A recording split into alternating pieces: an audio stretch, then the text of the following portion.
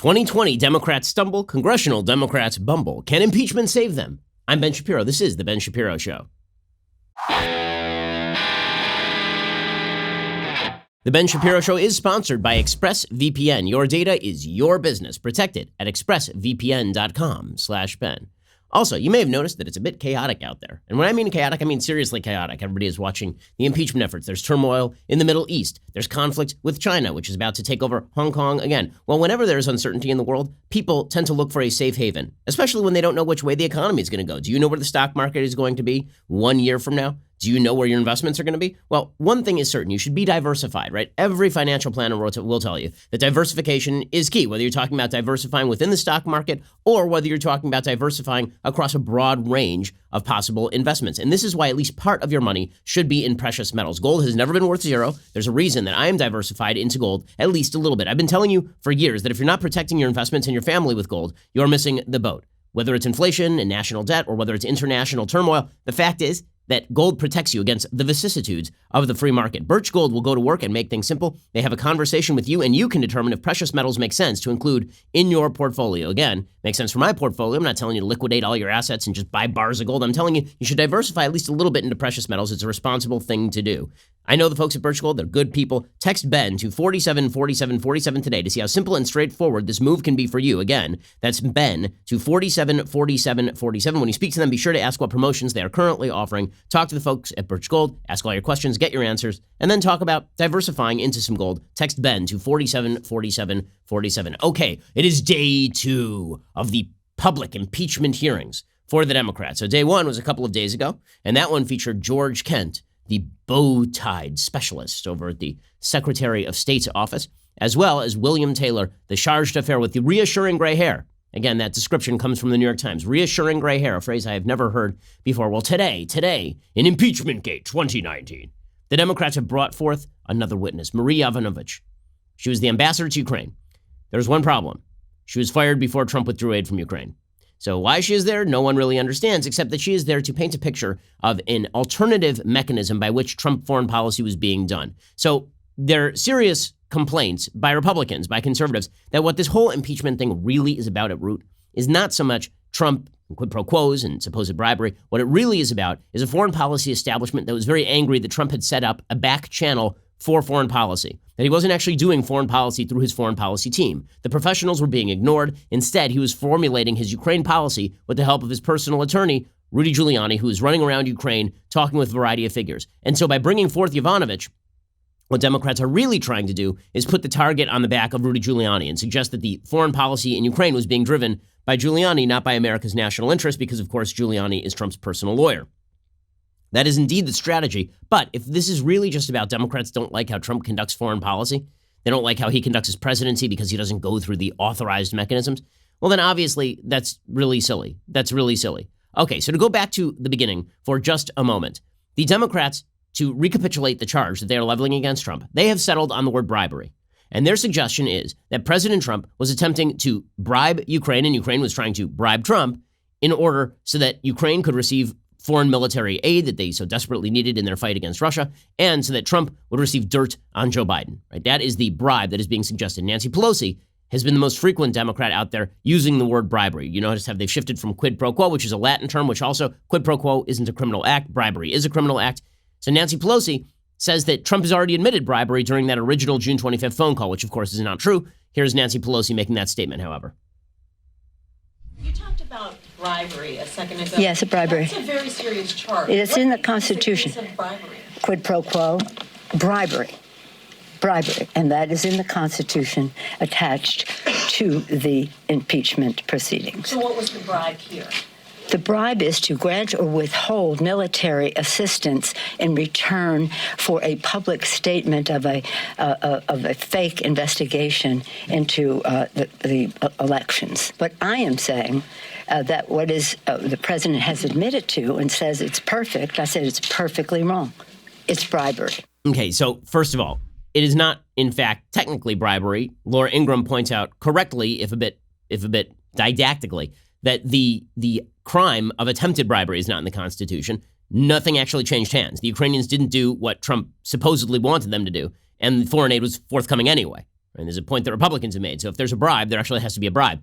Attempted bribery could theoretically be a crime. However, that has not been proved either. So why are Democrats shifting from this language of quid pro quo to bribery? It turns out that for all of their talk about not being nonpartisan and trying to hammer down all of the criminality of the Trump administration, it turns out that really this is about poll testing. According to the Washington Post, several Democrats have stopped using the term quid pro quo, instead describing bribery as a more direct summation of Trump's alleged conduct. The shift came after the Democratic Congressional Campaign Committee conducted focus groups in key House battlegrounds in recent weeks, testing messages related to impeachment.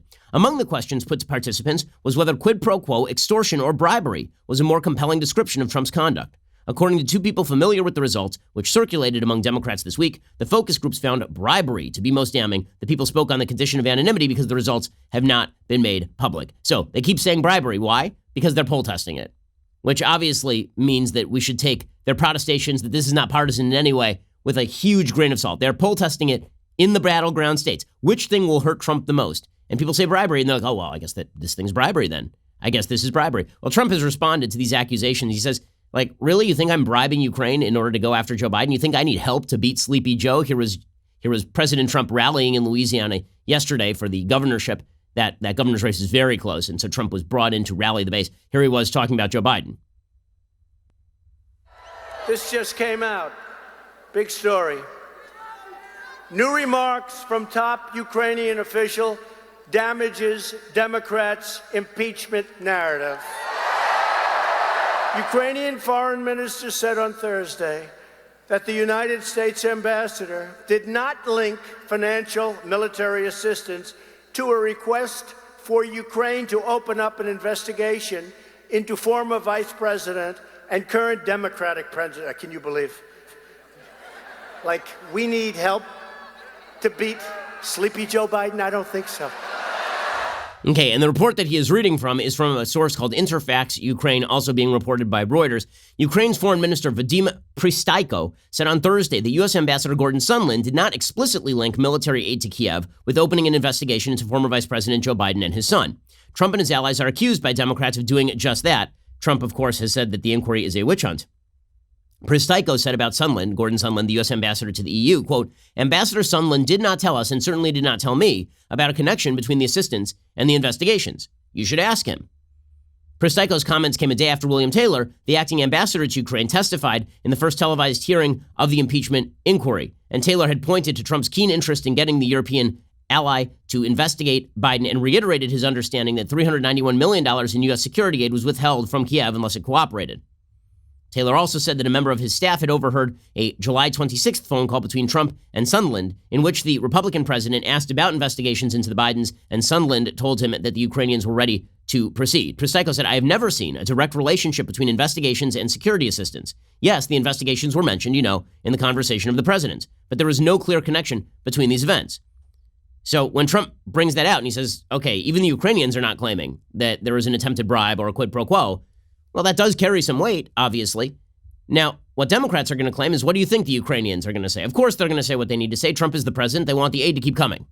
And that is what the Democrats are going to claim.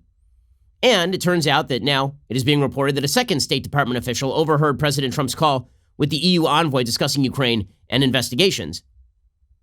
The Washington Post reports that House Speaker Nancy Pelosi said on Thursday the testimony presented by two career diplomats during Wednesday's open impeachment hearing corroborated evidence of bribery.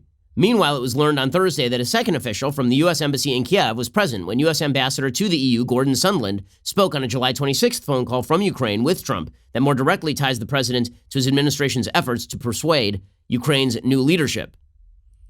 So we will find out if there was indeed a second phone call. Trump denied that there was a second phone call between him and Sondland. He says the only phone call he remembers having with Sondland was saying there was no quid pro quo all the way through.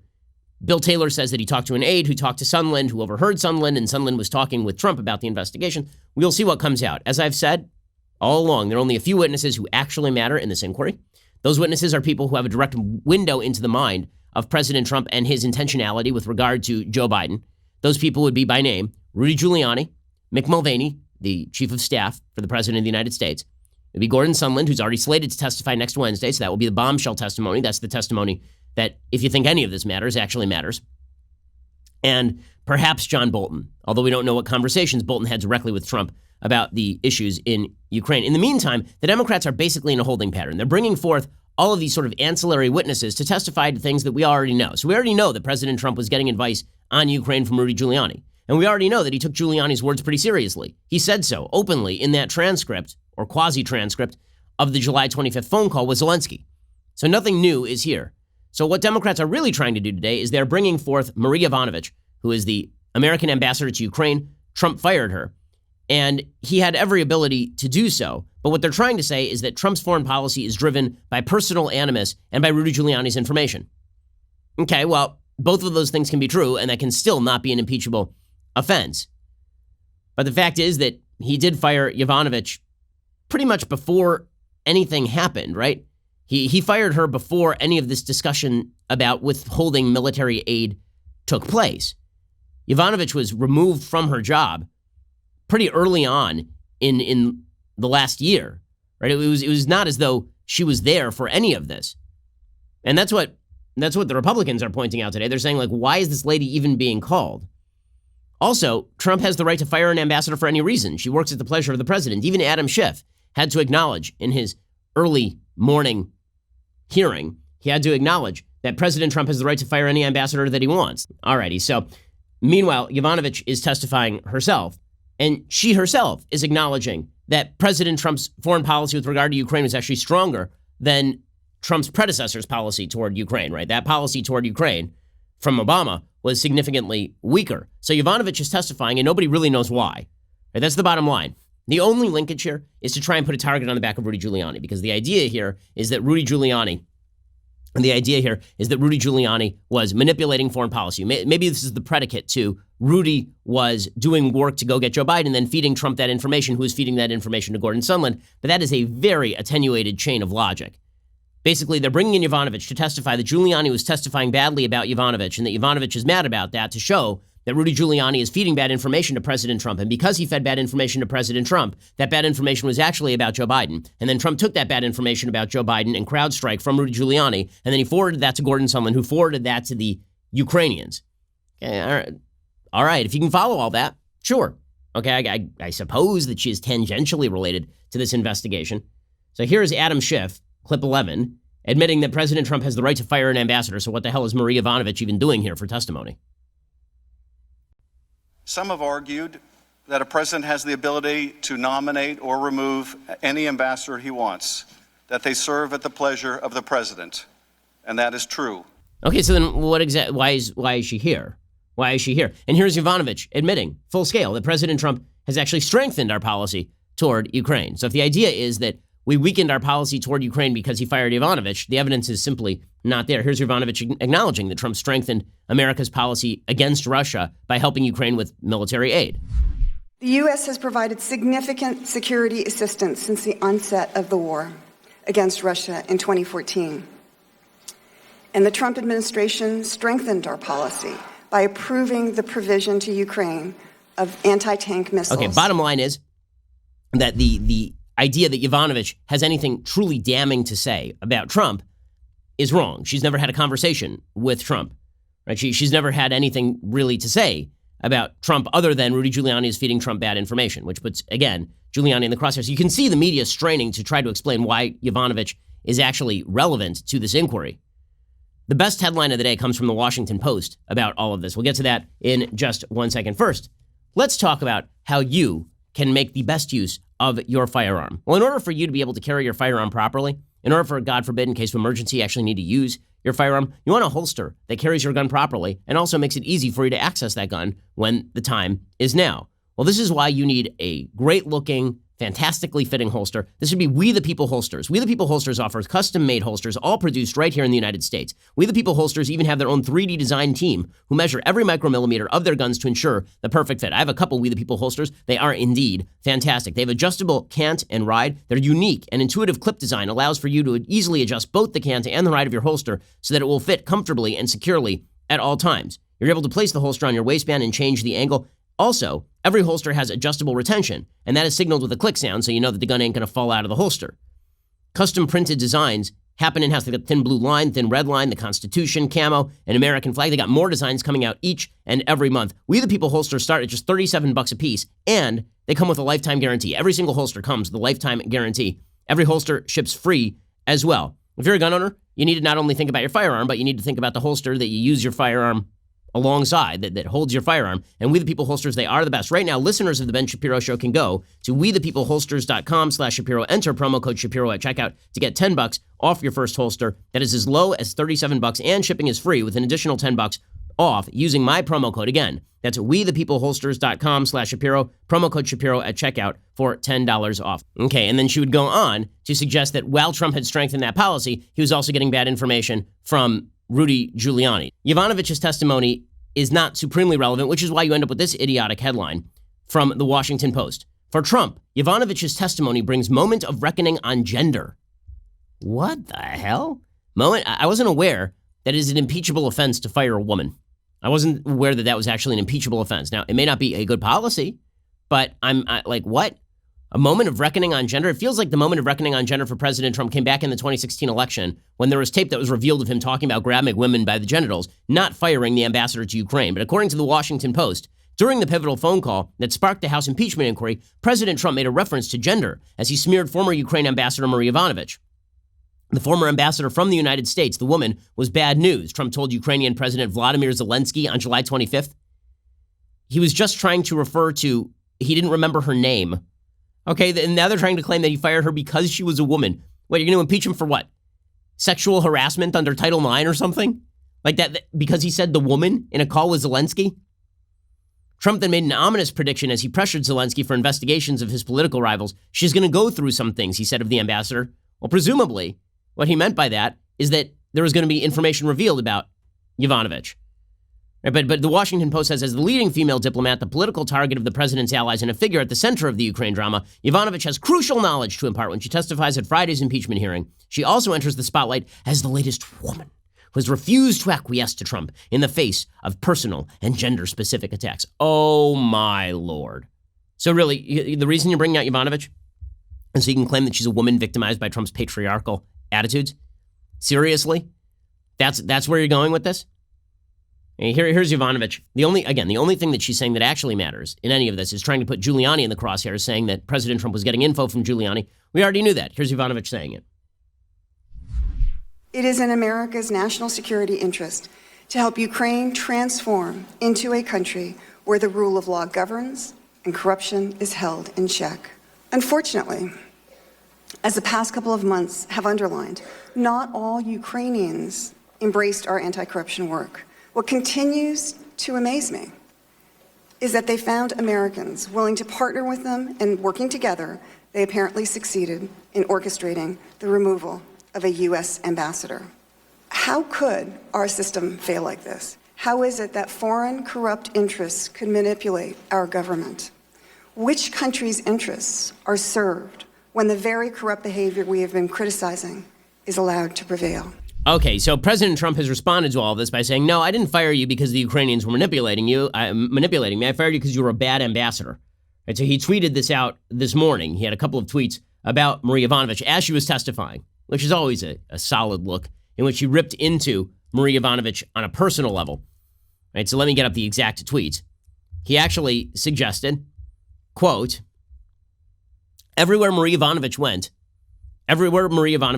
he says, turned bad. She started off in Somalia. How did that go? Then fast forward to Ukraine, where the new Ukrainian president spoke unfavorably about her in my second phone call with him. It is the U.S. president's absolute right to appoint ambassadors. They call it serving at the pleasure of the president.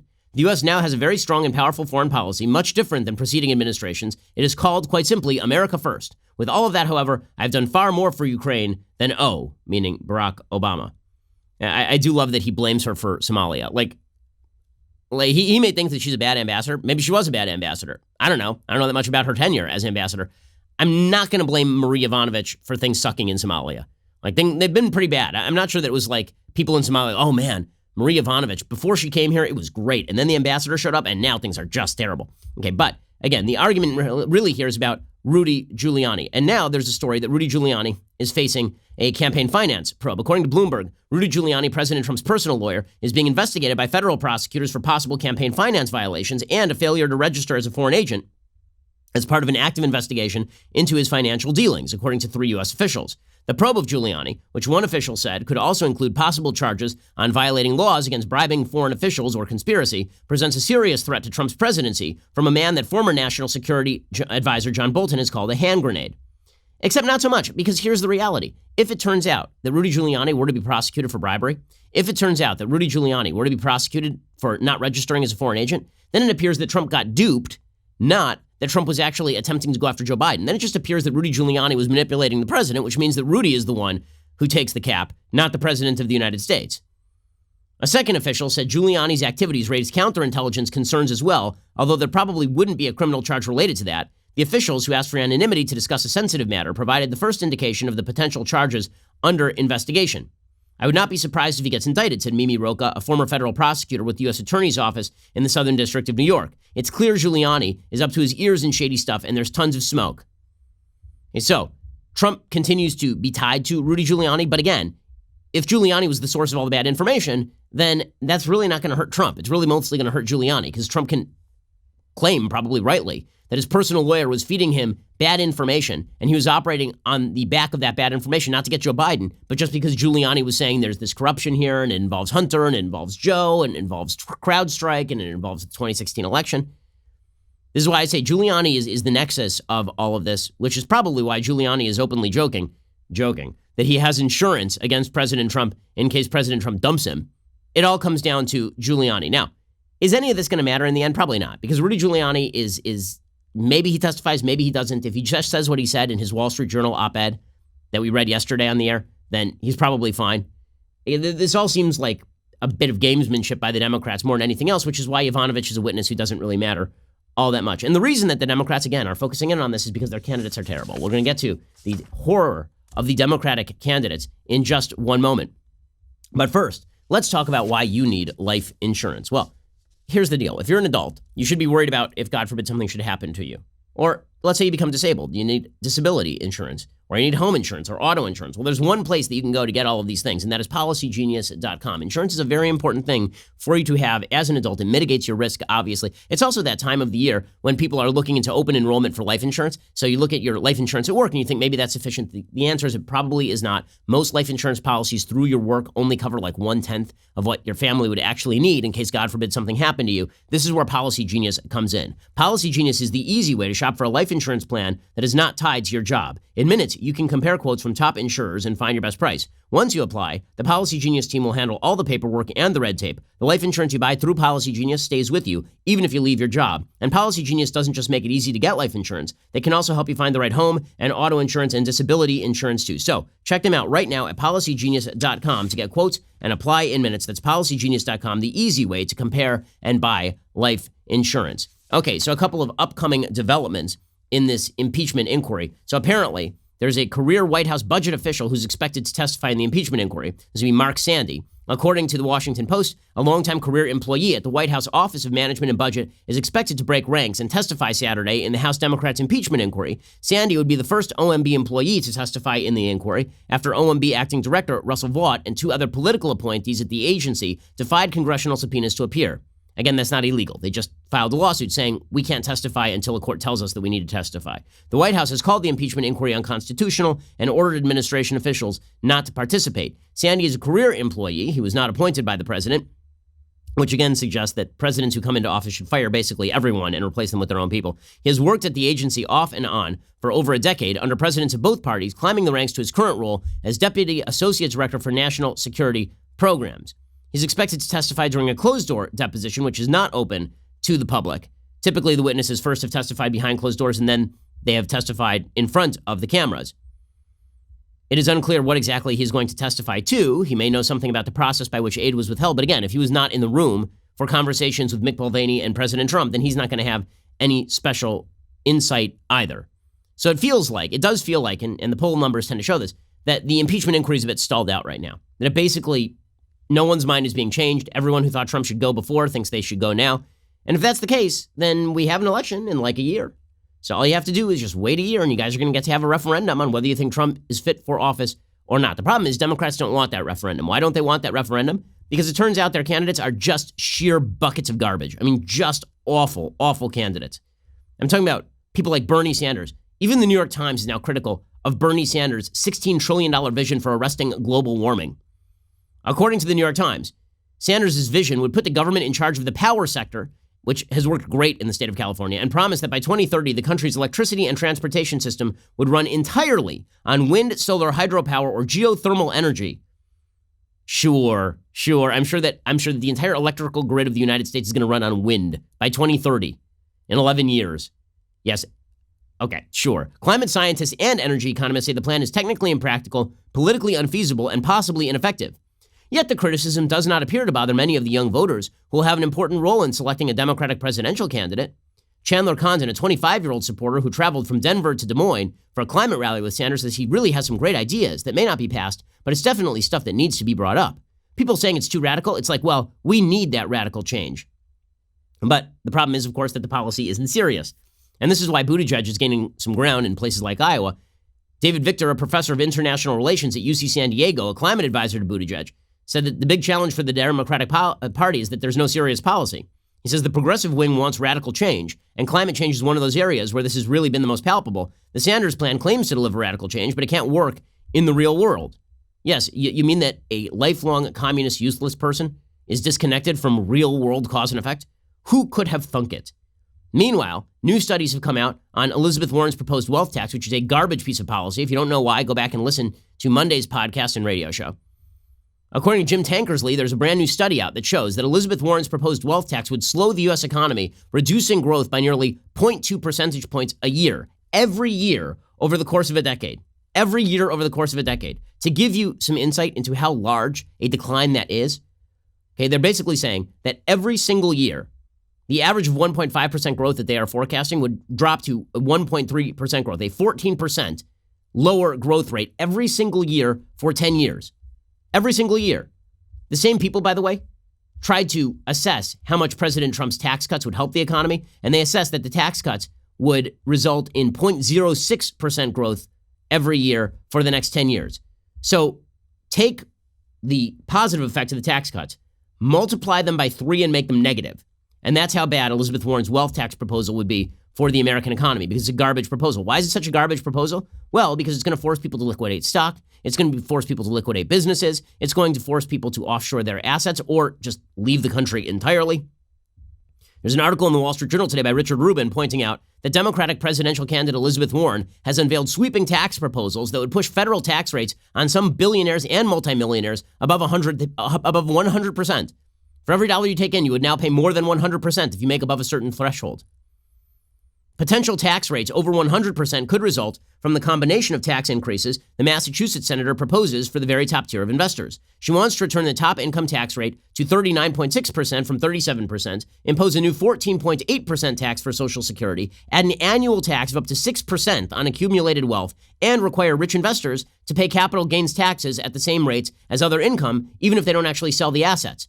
So in other words, she wants to mark to market. So instead of you having to sell your stocks, if you happen to be a very wealthy person, you should just take your stock value, and you haven't sold them, so you haven't realized the gain. She would take your stock value, the accrual of the stock value, and then she would tax you every year on the accrual of value that you have not realized by selling the stock.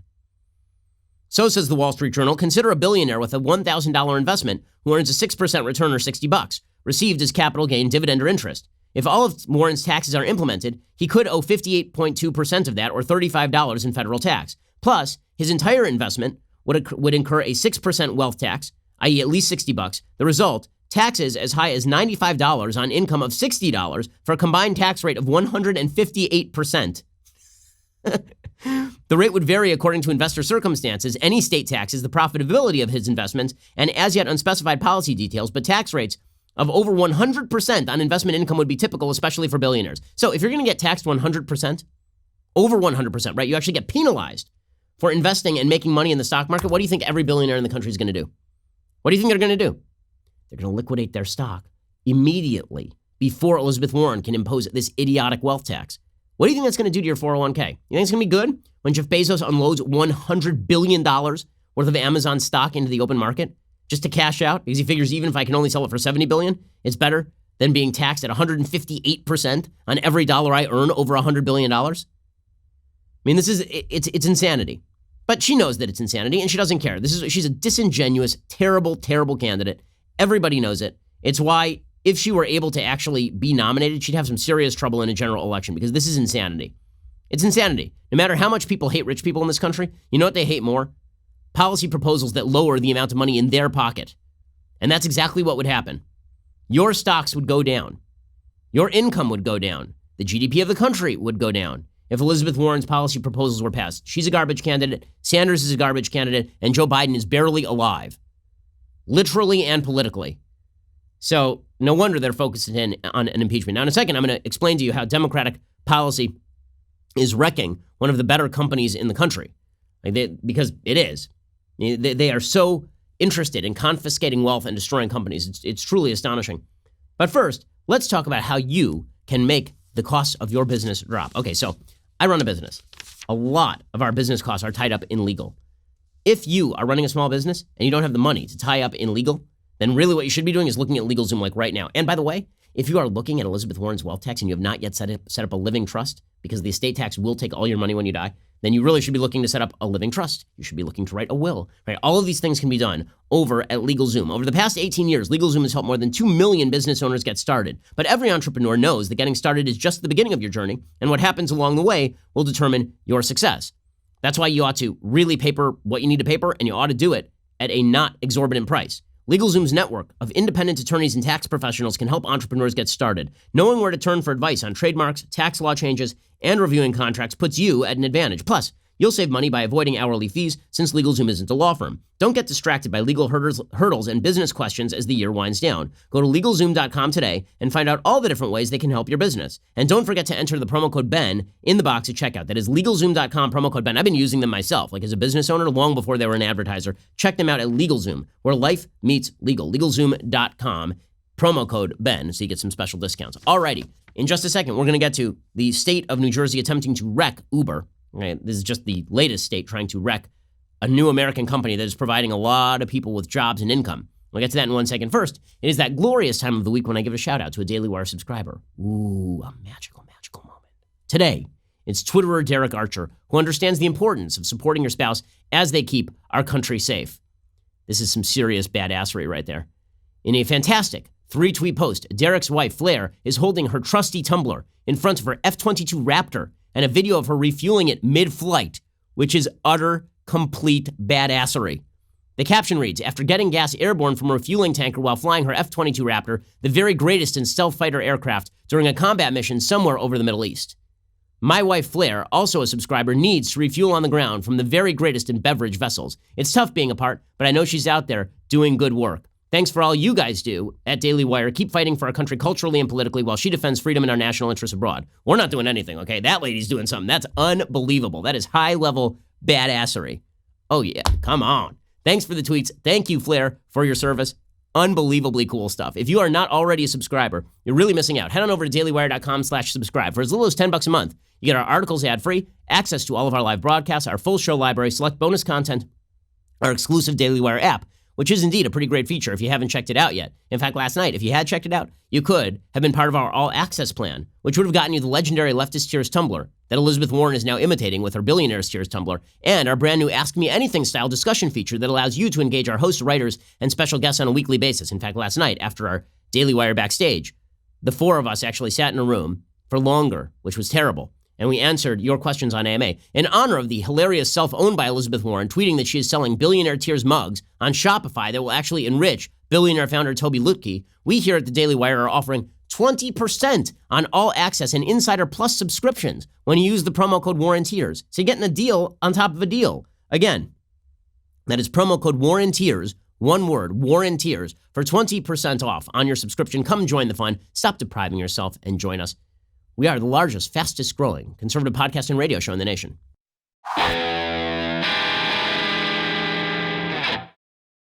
Alrighty, so speaking of bad leftist economics, Uber is now being fined $649 million in the state of New Jersey alone for saying that drivers are not employees. According to the New York Times, New Jersey has now demanded that Uber pay $649 million for years of unpaid employment taxes for its drivers, arguing that the ride-hailing company has misclassified the workers as independent contractors and not as employees, which is absurd because you can actually sign on as an Uber driver part-time. You can decide when you want to drive, right? My employees don't get to do that, okay? People who work for me, we control their time. That's why there are employees.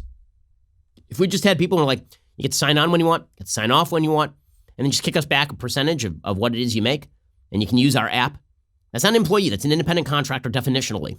But the state's Department of Labor and Workforce Development issued the request this week to Uber and a subsidiary Razor after an audit uncovered $530 million in back taxes that had not been paid for unemployment and disability insurance from 2014 to 2018. And because of non-payment, the state now wants another $119 million in interest.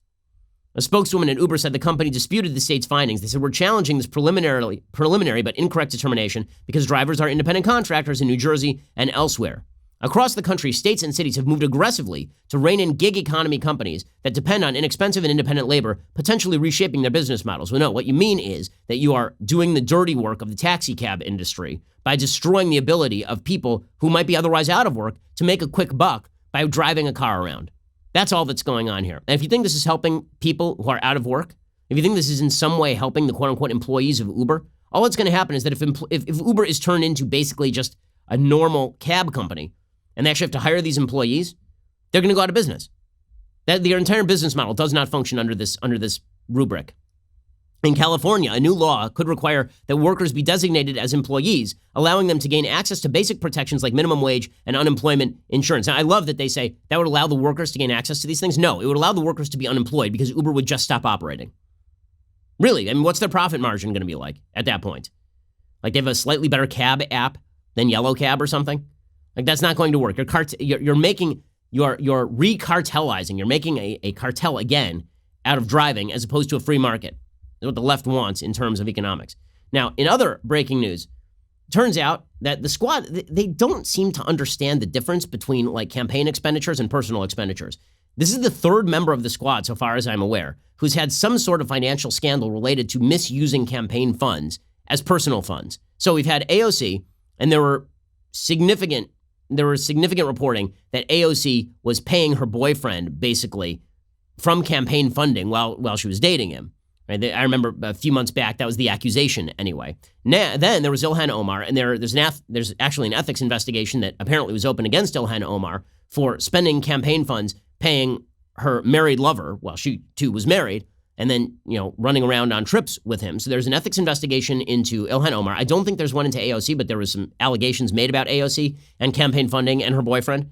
And now there are new allegations made about Rashida Tlaib, the greatest, wisest, and most honest among us. Amazing. I cannot believe it. I cannot believe this. It is just devastating to me. I had counted on their honesty and their transparency. These were the fresh faces of freshness and face. I mean, so much fresh, so much faces of freshness, and yet, the swamp. Or alternatively, it turns out that people who love big government are just as apt to be corrupt as people who don't like big government, and in many cases more so. The House Ethics Committee announced on Thursday it is investigating Rashida Tlaib over internal messages that she allegedly sent in 2018, asking her congressional campaign for money for personal expenses, which is a potential crime, according to Ryan Saavedra over at Daily Wire. The announcement came in response to a referral that the committee received from the Office of Congressional Ethics, which alleged that Tlaib's campaign committee, Rashida Tlaib for Congress, reported campaign disbursements that may not be legitimate and verifiable campaign expenditures attributable to bona fide campaign or political purposes. If Representative Tlaib converted campaign funds from Rashida Tlaib for Congress to personal use, or if Representative Tlaib's campaign committee expended funds that were not attributable to bona fide campaign or political purposes, then Representative Tlaib may have violated House rules, standards of conduct, and federal law. Now, this does go to show you, by the way, I remember back in 2006, there was the Mark Foley scandal on the Republican side of the aisle, so 13 years ago now. And there was all this talk about Republican congressional corruption, and it led to a Democratic wave in 2006. If it were not for all the hubbub over Trump, there would be a wave of stories right now about Democratic corruption, ranging from Rashida Tlaib to Ilhan Omar to Katie Hill, all of these new Democratic women. Right? Hill's she's already resigned her position, Katie Hill. Right? She's already gone. And now you have Ilhan Omar under investigation and Rashida Tlaib under investigation and allegations about AOC. The Ringo Starr of the squad remains the only person about whom allegations have not been made, Ayanna Pressley. And it turns out it's not relegated to young Democratic women either. Apparently there's another House ethics investigation announced on Thursday into Democratic Representative Alcee Hastings over his relationship with his longtime girlfriend who works for him as a government employee. According to the South Florida Sun-Sentinel, the Ethics Committee didn't identify the staffer in question, but the case clearly refers to Patricia Williams, the deputy director in Hastings' office in his Broward, Palm Beach County district. Williams, who is the congressman's highest paid staffer, and Hastings have been in a relationship for decades, and critics have raised questions about it for years. The House Ethics Committee wrote that the committee is specifically considering whether Representative Hastings' relationship with the individual employed in his congressional office is in violation of House Rule 23, Clause 18A, and whether Representative Hastings has received any improper gifts, including any forbearance, from that employee. The committee continues to gather additional information regarding the allegations. That rule, that congressional rule, is a member, delegate, or resident commissioner may not engage in a sexual relationship with any employee of the House who works under the supervision of the member, delegate, or resident commissioner, or who is an employee of a committee on which the member, delegate, or resident commissioner serves. So Elsie Hastings should have married this lady, is what it sounds like, because it says the paragraph does not apply with respect to people who, in fact, are married. This isn't the first time that Hastings has faced controversies involving allegations surrounding relationships. Roll Call reported in December 2017 that the Treasury Department paid $220,000 in a previously undisclosed agreement to settle a lawsuit alleging sexual harassment involving Elsie Hastings. Winsome Packer, a former staff member of a congressional commission promoting international human rights, said in documents that the congressman touched her, made unwanted sexual advances, and threatened her job. At the time, Hastings was the chairman of the Commission on Security and Cooperation in Europe, where Packer worked. So there would be a bevy, if the media did its job, there would be this wave of questions about whether Democrats were handling things ethically. Okay, in other news across the world, the continuing battle in the Gaza Strip continues. It turns out that Israel removing itself from the Gaza Strip circa 2005 did not result in the peaceful and wondrous election of a moderate Palestinian leadership that would make peace with Israel. Instead, it turns out the Hamas took over, a terrorist group, and now they are in open competition with another terrorist group, Islamic Jihad, for supremacy in the Gaza Strip. Well, a couple of weeks ago, about a week and a half ago, Israel killed one of the leading members of Islamic Jihad, because they had information that he was planning a series of terror attacks on Israeli targets. So they took him out. And this prompted Islamic Jihad to fire some 150 rockets into the heart of the state of Israel, all the way pretty close to Beit Shemesh, which is kind of central in Israel. There are a couple of rockets that fell close to Beit Shemesh. There are a bunch of them that fell in Ashkelon. There are a bunch of them that fell in Ashdod. And put it this way, if Mexico started firing 150 rockets into the middle of San Diego, do you think the United States would let that regime stand? You think that would happen? Or do you think that the United States would immediately topple the Mexican regime? Like, immediately.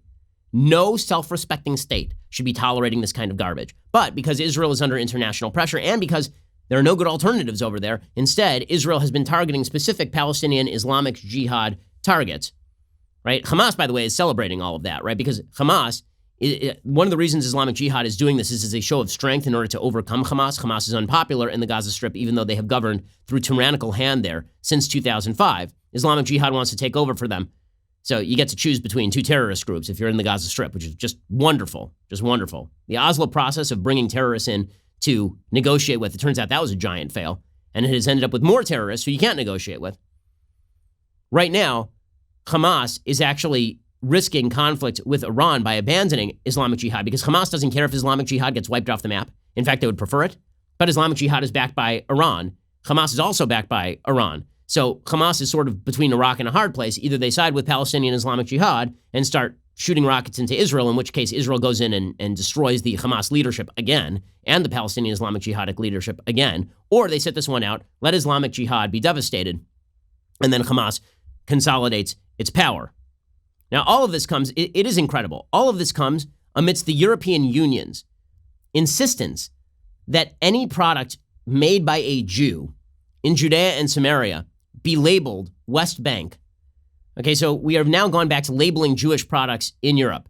Now, there are a lot of people out there, well, no, they're just labeling it by area. Yeah, except for the fact that if a Muslim produces a product in the West Bank, it is labeled Palestine. Okay, there is no state of Palestine. It does not exist. So the assumption made by the EU is that that entire area ought to be owned and governed by the same people, the same terrorists firing rockets into civilian areas of Israel, not targeting military installations, literally just firing rockets randomly into like freeways. And the Europeans have no moral compass when it comes to this issue, or frankly, many other issues. It's pretty astonishing. Okay, let's get to a quick thing I like and then a quick thing that I hate. And then maybe we'll do like a small amount of Bible talk today. So things that I like. So my friend Ali Stuckey who is over at Conservative Review TV, Blaze TV. Allie Stuckey was testifying on the Hill. She was called to testify about abortion laws. And Democrats had called a bunch of so-called experts. They called somebody from Planned Parenthood. And then the Republicans called Allie to talk about abortion. And Allie she gave an excellent 5-minute presentation on what exactly an abortion procedure is and what is actually morally wrong with killing a baby before it is born, killing a human life in the womb. And Debbie Wasserman Schultz then goes after Allie and says, well, you're not a doctor, so why are you even here? And Allie promptly just wrecks Debbie Wasserman Schultz. I just want to clarify that Ms. Stuckey is here expressing her own opinion exclusively and has no scientific or particular expertise in this subject matter whatsoever. I think it says something when I, the one without the scientific or medical background, am the only one to give you specifics on what an abortion procedure actually is. Reclaiming my time, Ms. Stuckey, my question was not of you, and you have essentially acknowledged that you're here expressing your own opinion. Okay, that is astonishing. I love that Wasserman Schultz has to seize back the mic because Stuckey, Allie points out the one thing that matters, which is she says, you're not a doctor. And she says, okay, then why am I the only one who's willing to talk explicitly about what an abortion constitutes? And Wasserman's like, well, I'm not, I need my time back. My bad. I need my time back. Like she paused for Stuckey to answer. And then she's like, the question wasn't to you. Yeah, it was. Democrats never want to talk about the truth about abortion because that would involve talking about the brutality, particularly of late-term abortion, which is not an antiseptic procedure. Late-term abortion involves the forcible cutting apart of human bodies right inside the womb. That's what it is. Democrats never want to talk about it. They always want to use euphemisms. The reason being, once people get a good look at what exactly this procedure entails, they realize just how barbaric it is. And the fact is that I mentioned on the show that my wife is pregnant with child number 3, and she got an ultrasound at 10 weeks. 10 weeks, okay. So you still had another, I believe, 11 weeks in the state of California to decide whether you wanted to dispose of this human being. At 10 weeks, you can see that this is a baby just as like a matter of instinctive sight, right? Forget about the moral arguments about human life and does it extend all the way back to conception. Just as a sort of animal instinct, you can look at the pictures because the ultrasounds are that good now. And you can see at 8, 9, 10 weeks that this thing looks like a baby. It does. It looks like a baby. Even if you were just going to use the baseline stupid Democratic argument that things have to look like babies in order to constitute a human life, which of course is nonsense, right? As soon as the egg and the sperm meet, now you have constituted a new human life with its own form of DNA, right? But even leave that aside, even if you were to use the sort of weird Democratic formulation that you have to instinctively feel that it's a baby, there's a reason Democrats never want to talk about explicitly what happens during an abortion or allow people to see actual ultrasounds of their kids before they abort. It's why they have opposed dramatically any regulation that suggests that women need to be given full information before they go forward with an abortion by, for example, seeing one of these 3D ultrasounds. As I say, the quality is so incredible. It really is incredible. In fact, I'm going to see if I can get permission from my wife to maybe show. I have tape of the first ultrasound of the new baby, and maybe I will show it on the air just so that people can see the quality of these new ultrasounds because it really is pretty phenomenal. It's really pretty phenomenal. Okay, time for a quick thing that I hate. Okay, so the Supreme Court basically ruled this week that gun manufacturers can be sued for bad people using their products, which is just an absurdity. According to Hank Berrien, writing over at Daily Wire, this week the Supreme Court ruled it would refuse an appeal from the Remington Arms Company of a Connecticut Supreme Court ruling that permitted relatives of Sandy Hook Elementary School shooting victims to sue Remington. The shooter in the Sandy Hook shooting used arms made by Remington. The New York Times wrote the case has been seen as a test of the ability of plaintiffs to pierce the legal immunity of firearm manufacturers in the aftermath of shootings. Okay, so here is the actual full story. So the way that they make this sound is that they make it sound as though there is special immunity granted to gun companies that do not apply to other companies. Now, legally speaking, that's sort of true, and it's mostly not. So the reason it's sort of true is because there is a law specifically on the books that prevents the suing of gun manufacturers for bad people using their products. But the only reason that law was formulated in the first place is because there was bad application of law in a lot of the states. So typically, when it comes to products liability, right, if there's a tort, there's only a couple of ways that you can sue the manufacturer of the thing that hurt you. Right? There are a couple of different types of defects that you can sue under. Okay, design defect. So a product was designed and it was defective as it was designed, and therefore it did not fulfill its purpose. Right? The product was flawed from the very beginning in the design Like you designed a car and the engine blows up as soon as there is some sort of car crash, right? That'd be a design defect. Then there's a manufacturing defect, which is the car was perfectly designed, but in the process of manufacture, then there was a flaw that cropped up, and now the car blows up when you hit somebody. And finally, there's a marketing defect, and that is that something is marketed improperly, right? They say that the product can do something that it can't do. The product says that it is, in fact, inflammable when it is completely flammable, right? That's a marketing defect. Now, the problem is that when it comes to a bad person using a gun, the gun manufacturer was not involved in either a design defect, a manufacturing defect, or a marketing defect. Right? There's no design defect. The gun operates as it was supposed to. There's no manufacturing defect. The gun operates as it is supposed to. And there was no marketing defect because at no point did Remington say, if you want to rob a bank, buy our gun. Instead, they said, if you wish to buy a gun, here is how the gun operates. And then somebody bad bought a gun or used a gun. And then the manufacturer was sued.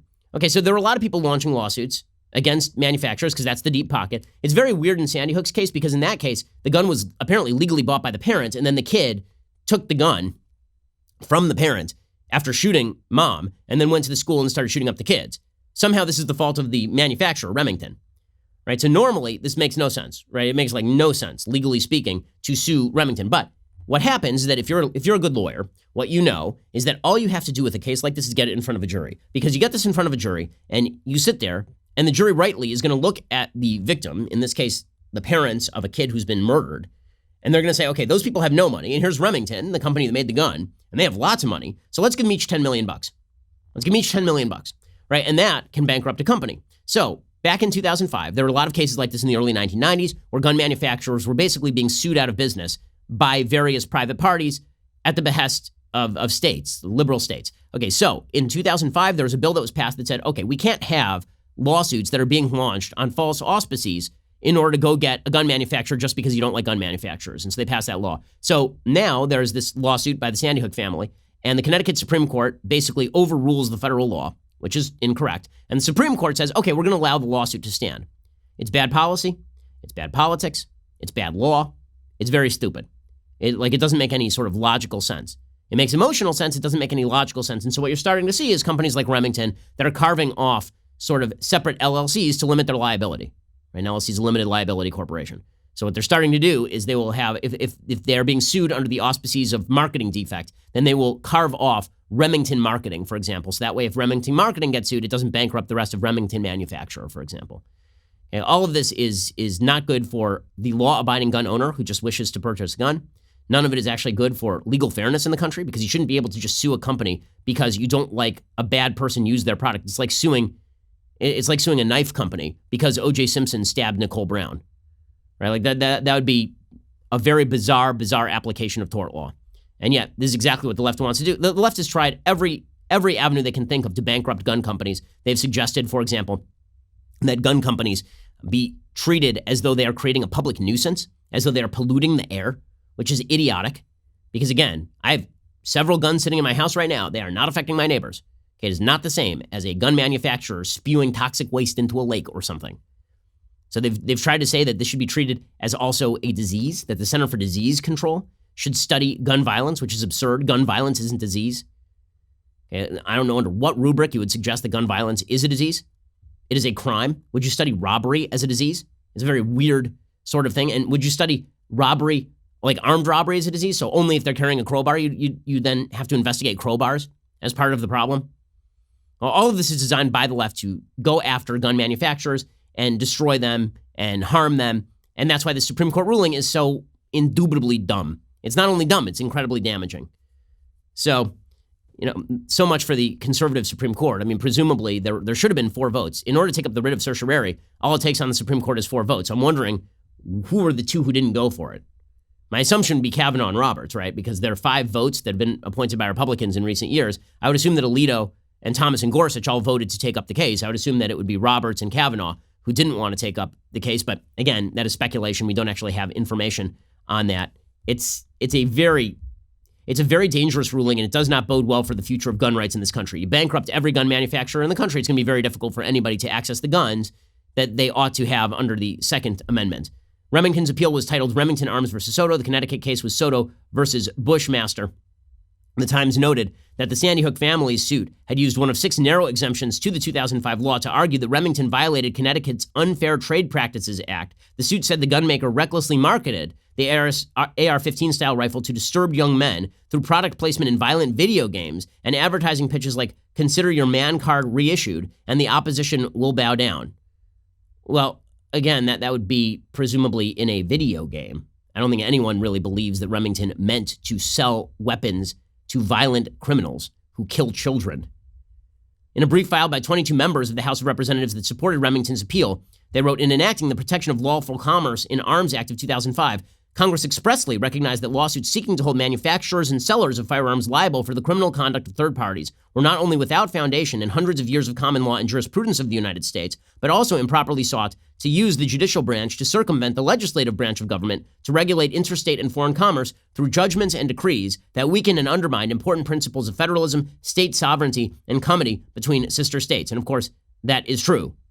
Connecticut Senator Richard Blumenthal, who's a radical on the gun issue, he issued a statement saying, "Sandy Hook families have successfully surmounted a sweetheart federal statute favoring gun companies." Again, it is not a sweetheart federal statute. It is merely a recognition that the left is abusing tort law and will continue to abuse tort law in order to go after, on the one hand, pockets that are deep, and on the other hand, causes that they don't like.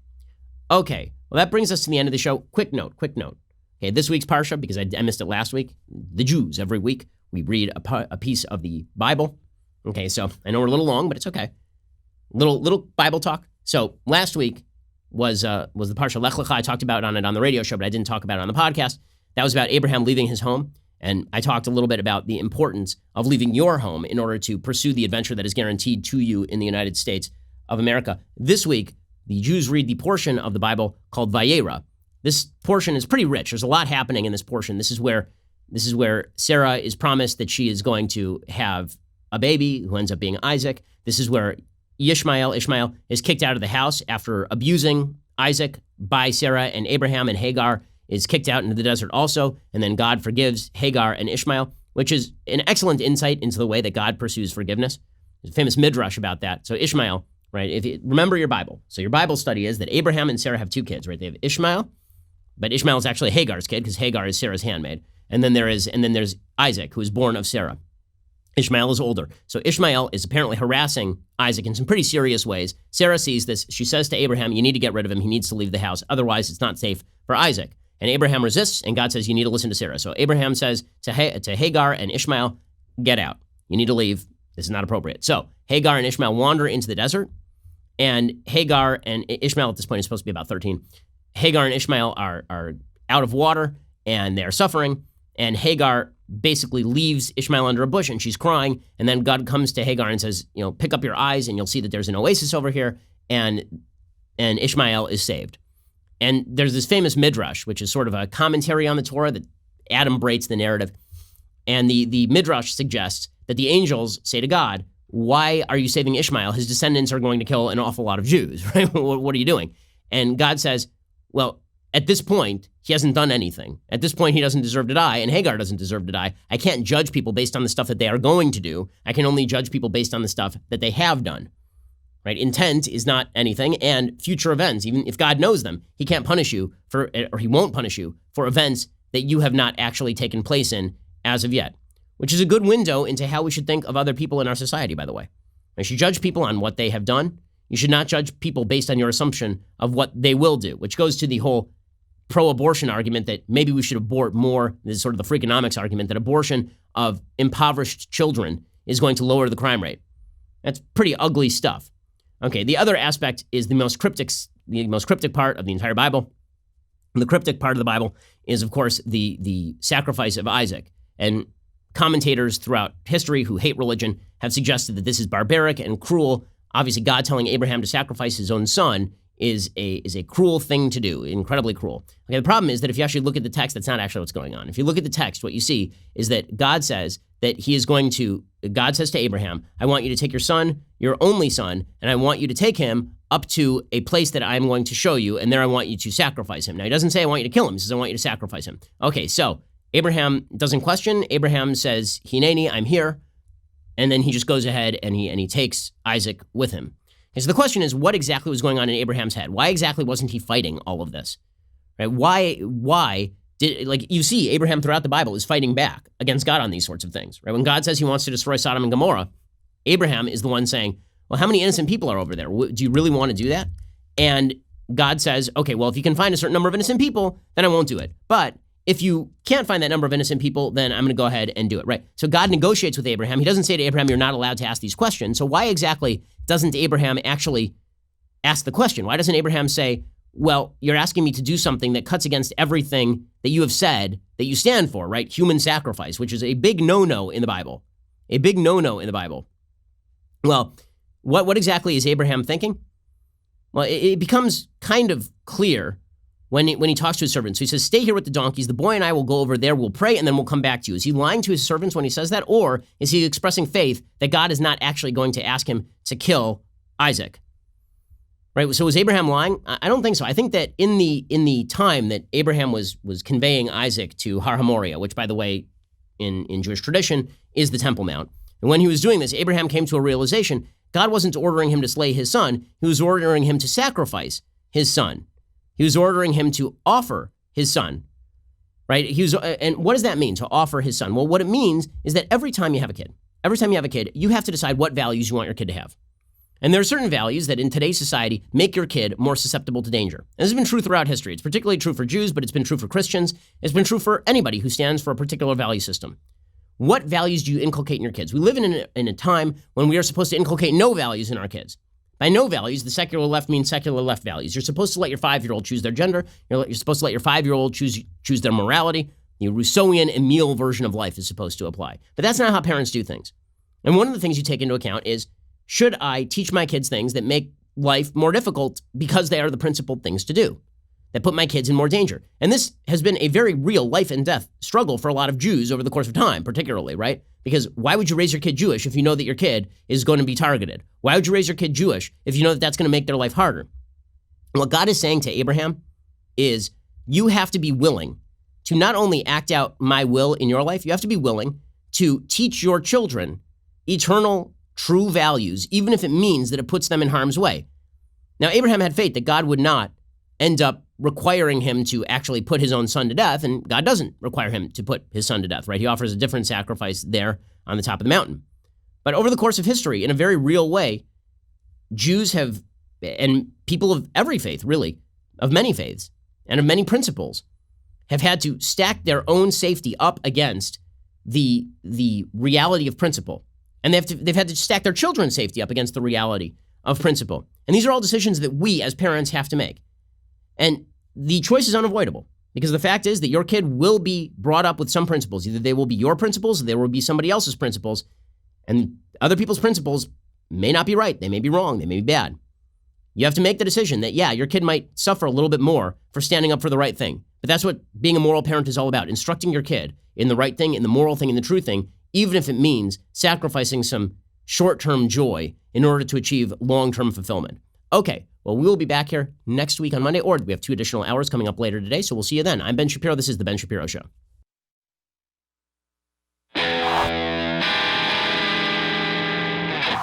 The Ben Shapiro Show is produced by Robert Sterling, directed by Mike Joyner, executive producer Jeremy Boring, senior producer Jonathan Hay. Our supervising producer is Mathis Glover, and our technical producer is Austin Stevens. Assistant director Pavel Wydowski, edited by Adam Sayevitz. Audio is mixed by Mike Coromina. Hair and makeup is by Jesua Olvera. Production assistant Nick Sheehan. The Ben Shapiro Show is a Daily Wire production. Copyright Daily Wire 2019. On the Matt Walsh Show, we're not just discussing politics. We're talking culture, faith, family, all of the things that are really important to you. So come join the conversation.